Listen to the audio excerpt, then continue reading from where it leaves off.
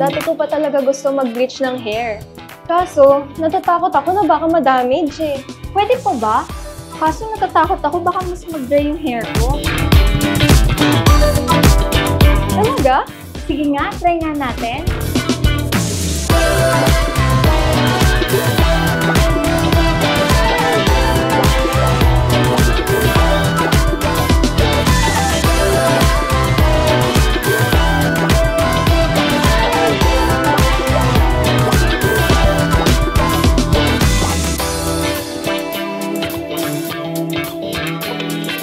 Finally! Na-achieve ko na yung dream hair ko. Dahil dito, hindi na ako takot mag-bleach. Akala ko hindi kaya.